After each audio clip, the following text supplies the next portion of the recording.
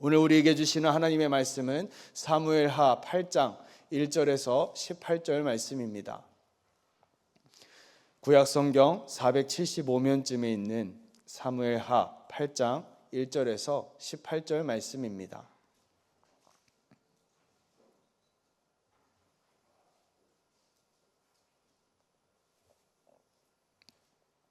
우리 한 절씩 교독하도록 하겠습니다. 제가 먼저 읽겠습니다. 그 후에 다윗이 블레셋 사람들을 쳐서 항복을 받고 블레셋 사람들의 손에서 메덱 암마를 빼앗으니라.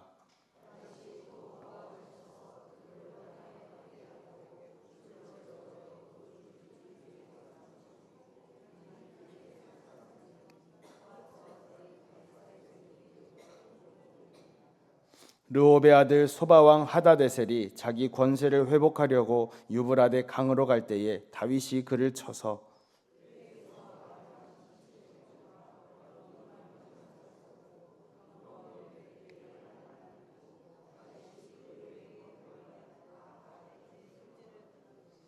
다메섹의 아람 사람들이 소바왕 하다데셀을 도우러 온지라. 다윗이 아람 사람 22,000명을 죽이고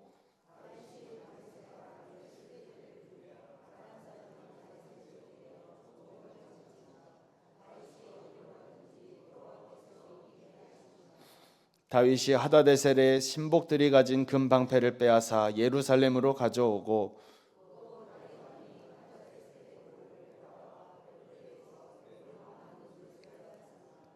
하맛 왕 도이가 다윗이 하다데셀의 온 군대를 쳐서 무찔렀다 함을 듣고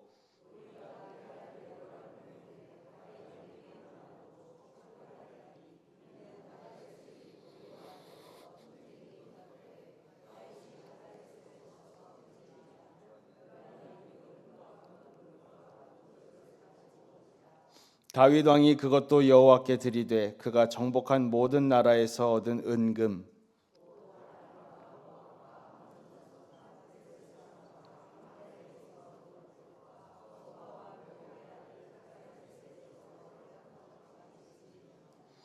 다윗이 소금 골짜기에서 에돔 사람 18,000명을 쳐 죽이고 돌아와서 명성을 떨치니라.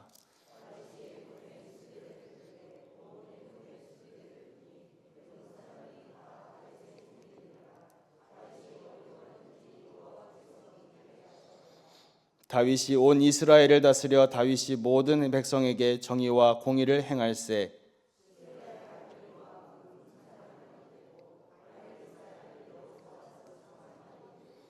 아히두베 아들 사독과 아비아달의 아들 아히멜렉은 제사장이 되고 스라야는 서기관이 되고 여호야다의 아들 브나야는 그렛 사람과 블렛 사람을 관할하고 다윗의 아들들은 대신들이 되니라. 아멘. 오늘은 승리의 비결이라는 제목으로 말씀을 나누고자 합니다. 오늘 본문은 다윗이 동서남북 사방으로 다니면서 이 여러 왕들과 싸워서 승리한 내용을 기록하고 있습니다.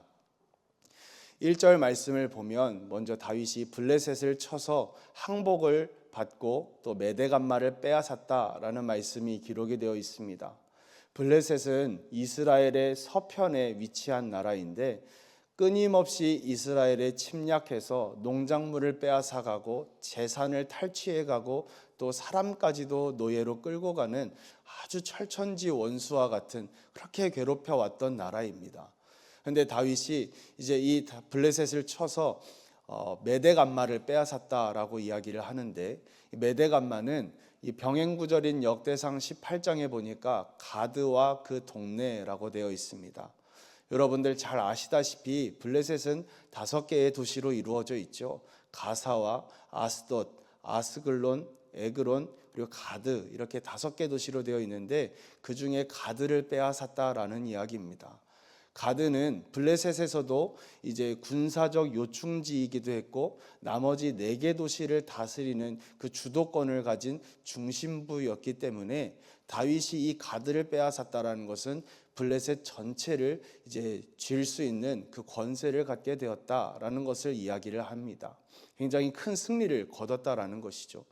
2절에 이어서 보면 이제 모압을 쳤습니다. 이 모압은 이스라엘의 동편에 위치한 이제 나라인데 국경이 맞닿아서 여기도 마찬가지로 그렇게 못 살게 굴었던 나라입니다. 이전에 사사 에훗 시대에 보면 이 모압이 이스라엘에게 약 18년 동안 조공을 바치게 했던 그런 적도 있습니다. 지난날에 서름의 큰 복수라도 하듯이 다윗이 이 모압을 쳐서 그 사람들을 다 땅에 엎드리게 했습니다. 그리고 줄을 가지고 이제 그 사람의 그 키를 재는데 두 줄 길이의 사람은 단순히 키가 큰 사람일 뿐만 아니라 전쟁에 나갈 능력이 있어서 나중에 이제 반항을 할 수도 있는 그러한 이제 가능성이 있는 사람들은 다 쳐서 죽이고, 한 줄 길이의 사람, 그러니까 전쟁에 위협이 되지 않을 만한 사람들, 뭐 대표적으로 이제 여자들과 아이들 뭐 이런 사람들은 살려두어서 다윗에게 조공을 바치게 했습니다. 그리고 이어서는 3절에 소바 왕 하다데셀이 이제 유브라데 강으로 자신의 영토를 확장하기 위해서 올라가는데 거기서 다윗과 만나게 되는 것이죠. 이스라엘이 여기 있으면 소바는 조금 더 북쪽에 있습니다. 그리고 유브라데 강은 조금 더 위에 있습니다. 그러니까 이 하다데셀은 유브라데 강까지 자신의 영토를 확장하려고 하는데 다윗은 거기까지 왜 갔느냐? 하나님이 약속하신 말씀이 있어서 갔습니다. 이전에 아브라함에게 하나님이 이 땅을 주실 때 애굽에서부터 유브라데 강까지 내가 너에게 주겠다라고 하는 그 말씀이 있었기 때문에 다윗은 그 말씀에 순종해서 유브라데 강까지 올라갔던 것이죠. 근데 유브라데 강까지 올라가는 길에 이 아람이라고 하는 지역에서 하다데셀의 군대와 마주한 겁니다. 이 전쟁을 벌이는데 마침 아람 지역에 있었던 이 사람들도 하다데셀을 돕기 위해서 이제 다 막 몰려옵니다. 근데 그 많은 군대를 다윗이 싹쓸이를 해버리는 것이죠. 또한 아람 지역에도 또 수비대를 둬서 또 다윗에게 조공을 바치게 합니다. 또 이어서 14절에 보면 다윗이 이번에는 남쪽에 있는 에돔을 쳐서 그들을 이제 항복시키게 하는데, 이로써 다윗은 이 가나안 땅, 이 이스라엘 영역뿐만이 아니라 서쪽의 블레셋, 동쪽의 모압, 그리고 북쪽의 소바와 아람, 그리고 남쪽에 있는 에돔 지역까지 다 영토를 확장하게 되는 어마어마한 승리를 거두게 된 것입니다. 이 거대한 이 승리의 역사를 우리가 표면적으로 보면, 야, 다윗이 참 대단한 사람은 대단한 사람이구나, 속된 말로 난 놈은 난 놈이구나, 이 다윗의 군대가 어마어마하구나 라고 우리가 볼 수 있지만, 이 사무엘서 기자는 이 승리의 비결에 대해서 이렇게 이야기하고 있습니다. 6절 말씀에 다윗이 어디로 가든지 여호와께서 이기게 하시니라. 또 한 번 더 14절에 이렇게 기록되어 있습니다. 다윗이 어디로 가든지 여호와께서 이기게 하셨더라. 하나님이 이기게 하셨기 때문에 그 많은 전쟁에서 승리할 수가 있었다라는 것이죠. 물론 이 전쟁들에서 승리하게 된 요인들은 뭐 여러 가지가 있었을 것입니다. 먼저 다윗이 백성들에게 이제 우리가 이렇게 땅을 넓혀 갈 것입니다, 이런 뭐 비전도 제시했을 것이고, 그가 이전에 전쟁을 통해서 가져왔던 이 전쟁 그 전략들, 이 전략들을 가지고 또한 본인이 가장 목숨을 걸고 제일 최전방에 앞서 나가서 전쟁을 이끌어가는 그러한 모습도 있었을 것입니다. 또한 다윗과 함께 목숨을 걸고 싸웠던 이 전쟁 영웅들도 있었을 것이고, 수많은 전쟁 승리에 대한 요인들이 있었을 텐데, 그럼에도 불구하고 이 사무엘서 기자는 딱 한마디만 합니다. 어디로 가든지 여호와께서 이기게 하셨더라. 다윗이 한 게 아니라 하나님이 하셨다라는 것이죠. 한마디로 하나님의 은혜다라는 겁니다. 하나님을 믿지 않는 사람들은 은혜라는 말을 굉장히 싫어합니다. 내가 수고했는데, 내가 노력했는데, 내가 먹을 거 안 먹어가면서, 내가 잘 거 안 자가면서 이렇게 했는데, 내가 자식을 위해서 얼마나 희생했는데, 그런데 내가 지금까지 한 일은 아무것도 아닌 것처럼, 내가 한 일이 아무 의미가 없는 것처럼 왜 은혜라고만 말하냐라는 거예요. 물론 내가 수고한 것도 맞고, 내가 희생한 것도 맞고, 내가 노력한 것도 맞습니다만, 이 모든 수고와 희생과 노력이 있기 이전에 하나님께서 도와주시지 않았다면 과연 우리가 그러한 것들을 시도조차 해볼 수 있었을까요? 하나님이 우리에게 건강을 주시지 않았다면, 하나님이 우리에게 다시 시작할 수 있는 새 날을 주시지 않았다면, 하나님이 우리에게 직장을 주시지 않았다면, 하나님이 우리에게 일할 수 있는 능력과 지혜를 주시지 않았다면, 하나님이 우리에게 가정을 주시지 않았다면, 하나님이 우리에게 자녀를 주시지 않았다면, 무엇보다도 하나님이 그 독생자 예수 그리스도를 통하여 우리에게 구원의 은혜를 베풀어 주시지 않았다면 지금 저와 여러분이 이렇게 살아갈 수가 있었겠습니까? 그렇지 않습니다. 본문 말씀에 이 이기게 하셨다라는 말씀을 주석책에서 찾아보니까 도와주다, 구원하다라는 의미가 같이 포함이 되어 있습니다. 그러니까 하나님이 다윗이 어디로 가든지 함께 하셔서 도와주시고 그 대적의 손에서 구원해 주셨기 때문에 그 큰 승리를 거머쥘 수 있었다라는 것입니다. 마찬가지로 우리가 지금까지 이만큼 살아올 수 있었던 것은 하나님이 우리와 함께 하셔서 우리를 도와주시고 우리를 구원해 주시고 우리를 이끌어 주셨기 때문에 이만큼 승리하게 된 줄로 믿으시기 바랍니다. 나의 수고와 희생과 노력이 있던 것 맞습니다. 그러나 하나님이 우리를 위해 행하신 많은 그 수많은 일들에 비하면 나의 수고와 노력과 이 희생은 사실 별거 아닌 것이죠. 내가 아무리 수고하고 노력했어도 이 모든 것들을 합력하여서 선을 이루시는 분은 내가 아니라 하나님이신 줄로 믿습니다. 하나님께서 세우시지 아니하면 세우는 자의 수고가 헛되다고 말씀하셨습니다. 지금까지 내가 세워온 것, 무너지지 않은 것은 하나님의 은혜인 줄로 믿으시기 바랍니다. 따라서 우리도 살아가면서 무엇인가를 이루었을 때 하나님이 하셨습니다. 하나님이 이기게 하셨습니다. 하나님의 은혜입니다. 그러면서 다윗이 이렇게 많이 빼앗았던 전리품들을 다 하나님 앞에 드렸던 것처럼 하나님께 감사와 영광을 돌릴 수 있는 겸손한 저와 여러분이 되시기를 간절히 소원합니다. 한 가지 더 오늘 본문을 통해서 살펴볼 것은 왜 다윗인가라는 겁니다. 사울도 왕으로서 승승장구할 수 있었는데 왜 사울은 안 되고 다윗은 승승장구할 수 있었냐라는 것이죠.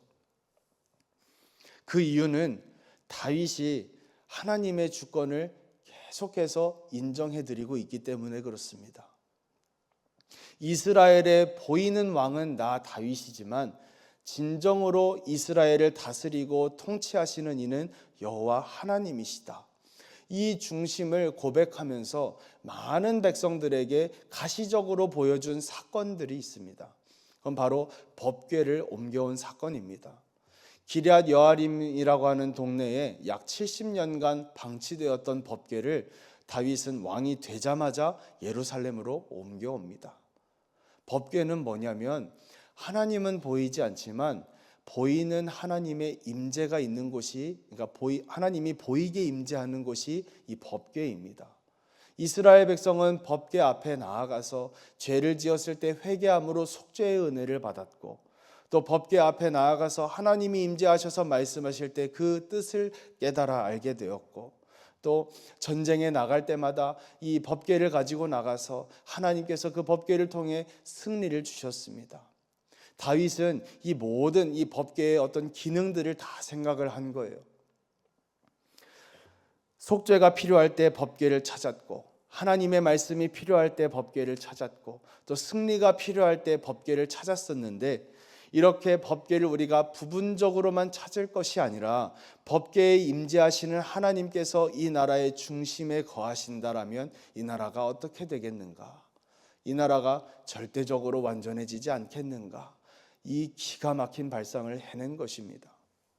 그래서 역대상 13장 3절에 보면 우리가 우리 하나님의 궤를 우리에게로 옮겨오자. 사울 때에는 우리가 궤 앞에서 묻지 아니하였느니라 하매, 여기에 다윗과 사울의 차이가 있는 것이죠. 사울은 하나님 앞에 묻지 않았습니다. 기럇 여아림에 방치가 되었음에도 불구하고 사울은 찾지 않았습니다. 그러나 다윗은 그 법궤를 옮겨옴으로써 왕위에 오르자마자 나는 하나님께 묻자와 가로되, 난 하나님께 묻고 하나님이 말씀하시는 대로 순종하겠습니다. 하나님이 이 나라의 왕이시고 나는 하나님의 심부름꾼이라도 좋습니다. 이 신앙 고백이 그에게 있었다라는 것이죠. 그리고 이 신앙 고백이 평생을 갑니다. 물론 중간에 이 밧세바를 범함으로써 좀 중심이 하나님으로부터 멀어져 있었던 때도 있지만, 이 다윗이 다시 그 중심을 하나님께로 되돌리기 위해 정말 철저하게 몸부림을 치며 회개하는 것을 우리가 보게 되죠. 그랬더니 하나님은 다윗에게 승리도 주시고 부와 귀와 권세도 주시고 하나님이 약속하신 대로 이렇게 이기게 하시는 놀라운 은혜를 경험했던 것입니다.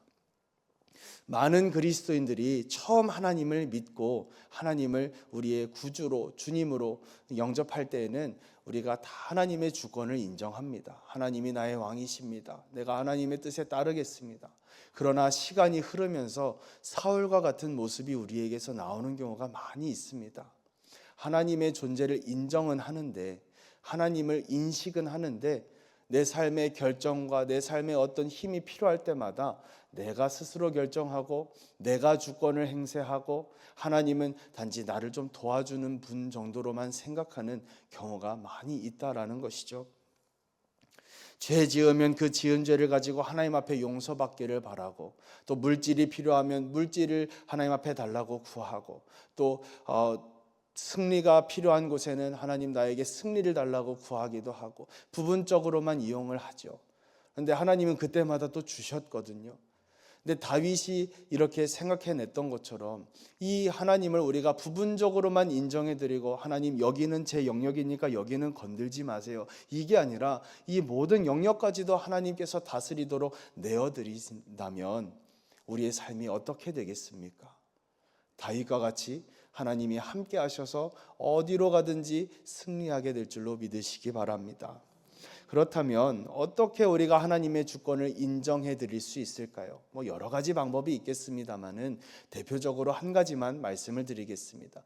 예배가 하나님의 주권을 인정해 드리는 방법입니다. 우리가 하나님 앞에 나와 하나님을 만나고 하나님 앞에 예배를 드릴 때 하나님의 주권을 우리가 인정해 드릴 수가 있는 것이죠. 다윗은 어려서부터 늘 하나님을 찬양하며 예배에 익숙해 있던 사람입니다. 그가 법궤를 옮겨오는 과정에서도 누가 시키지도 않았는데, 하나님이 율법에 정해놓으신 내용도 아닌데 그가 자원하는 마음으로 행했던 것이 있습니다. 뭐냐면 6걸음마다 제사를 드렸습니다. 법궤를 옮겨오는데 6걸음마다 모든 행렬을 다 멈추고 제단을 쌓고 제물을 잡고 제물을 각을 뜨고 씻고, 이 모든 것들이 다 시간과 노력과 많은 것들이 이제 필요한 이 과정들이지 않습니까? 근데 다윗은 그 6걸음마다 제사를 계속해서 하나님 앞에 드렸다라는 거예요. 이것은 무슨 다윗의 고백이 담겨져 있냐면, 내가 일중심으로 내가 바라는 것을 빠르게 진행하기를 원하기는 하지만 하나님의 방법대로 하면 좀 느릴 수는 있어도, 그것이 좀 천천히 갈 수는 있어도 느리지는 않습니다. 하나님의 방법대로 해야지만 모든 것이 완전합니다. 이 신앙 고백이 담겨 있는 것이죠. 또한 제사를 드린다라는 것은, 제물을 드린다라는 것은 생명을 드린다라는 겁니다. 내가 이 예배에 목숨을 걸겠다라는 것이죠. 내가 내 생명을 다해 하나님의 뜻에 순종하겠습니다 라는 이 다윗의 신앙 고백이 이 6걸음 제사에 담겨 있는 것입니다. 오늘 우리의 예배는 어떻습니까? 다윗은 아무리 중요한 일이 있어도 예배를 대충 드리지 않았습니다. 예배를 소홀하게 여기지 않았습니다. 우리는 어떻습니까? 바쁜 삶 가운데 예배는 매주 있으니까, 새벽은 매일 있으니까 형식적으로 드리지는 않습니까? 예배 자리에 나와 하나님의 임재와 하나님과의 깊은 교제를 사모하기보다는, 그래 내가 예배 드렸다 라고 하는 일종의 해야 할 일을 끝냈다는 성취감만 가지고 돌아가고 있지는 않으신지요? 다윗은 법궤를 모셔올 때 그냥 고아 자손에게 이제 매개해서 와도 되는데, 여기서 또 자원하는 마음으로 특별히 준비한 게 있습니다. 뭐냐면 3만 명의 찬양대입니다. 다윗은 이스라엘의 찬송 중에 거하시는 여호와이심을 이미 알았던 거예요. 어려서부터 찬양하면서 하나님의 임재를 경험했기 때문에. 근데 이 3만 명의 찬양대가 왜 필요했을까요? 법궤를 옮긴다라는 것은 하나님의 주권을 인정해드리고 하나님이 이 나라의 왕이시다라는 것을 고백하는 의미라고 말씀을 드렸습니다. 이 나라의 왕이 이 나라에 다시 들어오시는데 하나님이 통치자이시고 하나님이 왕이신데 그에 걸맞는 행렬이 필요하지 않았겠습니까? 이 나라의 대통령 한 명만 움직여도 그 뒤에 많은 이 대신들이 같이 움직이는 것처럼 이 나라의 왕이 하나님이 예루살렘에 오시는데 그에 걸맞는 행렬을 다윗은 아주 끝내주게 준비한 것이죠. 그렇게 3만 명의 찬양대가 찬양하는 가운데 법궤가 점점 더 이렇게 예루살렘으로 들어올 때 다윗이 이제 느끼기 시작하는 겁니다. 하나님의 마음을 느끼기 시작하는 거예요. 하나님이 임재하셔서 야, 내가 그렇게 이스라엘의 왕이 되기를 원했는데, 내가 그렇게 사울을 이렇게 세우면서 보이는 왕은 사울이지만 너희가 나를 왕으로 꼭 기억했으면 좋겠다, 이걸 내가 그렇게 바랬는데 다윗, 네가 그것을 이루어 주는구나, 네가 내 마음을 그렇게 알아주는구나 하면서 하나님의 임재가 다윗에게 느껴지기 시작한 거예요. 그래서 그 찬양 소리가 신나서 춤을 춘 게 아니라 하나님의 임재가 느껴지고 하나님의 마음이 느껴지기 시작하니까 다윗이 너무 기뻐서 몸둘 바를 모르고 춤을 추기 시작한 겁니다. 그렇게 옷이 벗겨지는 줄도 모르고 하나님의 임재에 깊이 들어가 그렇게 춤을 췄던 것이죠. 하나님이 이러한 다윗의 중심을 보시고 너무너무 감동을 하신 거예요. 그래서 하나님이 이렇게 약속하셨습니다. 내 집과 내 나라가 내 앞에서 영원히 보존되고 내 왕위가 영원히 견고하리라. 내가 원수의 손에서 내가 너 지켜줄 거야. 내가 너의 나라, 너의 땅 내가 지켜줄 거야. 너의 명성 내가 다시 회복시켜줄 거야. 이 모든 약속을 하나님이 사무엘하 7장에 주시고 그 약속하신 대로 이행하시는 내용이 8장의 내용인 것이죠. 사랑하는 성도 여러분, 사울의 경우를 보면 예배를 드리기는 드렸습니다. 하나님의 왕권도 인정은 해드렸습니다. 근데 시간이 지나면서 내가 이스라엘의 왕이라는 생각을 떨치지 못했어요. 한 번, 두 번, 세 번 승리가 이어가니까 나 좀 뭐 되네, 하나님보다 그냥 내가 알아서 하면 되겠네, 이렇게 예배를 가볍게 무시하고 나갔다가 하나님께 버림받아서 비참한 결말을 맞이하지 않았습니까? 그러나 다윗은 하나님을 그렇게 존귀하게 여겨드렸더니 왕이신 하나님에게 걸맞는 그 예배와 그 제사와 그 행렬들을 준비하면서 하나님을 존귀하게 여겨드렸더니 하나님께서 그 다윗을 너무너무 존귀하게 여겨주셔서 그의 명성도 떨치게 하시고 그의 영토도 이 좌우 사방으로 동서남북으로 확장시켜 주시는 놀라운 축복을 받아 누린 것을 말씀을 통해 배우게 됩니다. 지난날 우리가 좌절하고 실패하고 넘어졌던 요인들을 살펴보면 우리가 하나님 중심이기보다 인본주의를 앞세웠던 경우들이 많이 있습니다. 하나님의 말씀보다 내 마음의 소리를 더 귀 기울였고 하나님의 약속보다 내 힘과 내 방법과 내 경험을 더 의지해 오던 날들이 많았음을 우리가 깨닫게 됩니다. 우리가 다시 하나님의 주권을 인정해 드려야 됩니다. 내 삶 가운데 마음속 깊이 있는 곳에 하나님, 여기만큼은 제가 알아서 하겠습니다 하는 모든 부분들까지도 하나님 앞에 맡겨드리고 다시 하나님께서 감동받으실 만한, 하나님께서 받으심직한 예배를 우리가 회복해야 할 줄로 믿습니다. 형식적인 예배가 아니라 정말로 하나님의 임재가 경험되고 다윗과 같이 하나님의 마음을 감동시켜드리는 예배를 하나님 앞에 올려드릴 때 다윗에게 약속하셨던 것처럼 하나님이 우리와도 함께 하셔서 어디로 가든지 이기게 하시는 승리의 삶을 살게 될 줄로 믿으시기 바랍니다. 이 놀라운 축복이 저와 여러분에게 임하시기를 주의 이름으로 축원드립니다. 오늘 말씀 기억하면서 함께 기도하실 때 하나님, 우리가 삶의 순간순간마다 당연한 것 하나 없이 모든 것이 하나님의 은혜임을 고백하며 하나님께 감사하는 자가 되게 하여 주옵소서. 하나님 중심으로 살아가는 자가 되게 하여 주옵소서. 하나님의 마음을 감동시켜드리는 예배자가 되어 예배에 승리하고 삶에서도 승리하는 자가 되게 하여 주옵소서라고 주여 한번 부르시고 기도하겠습니다.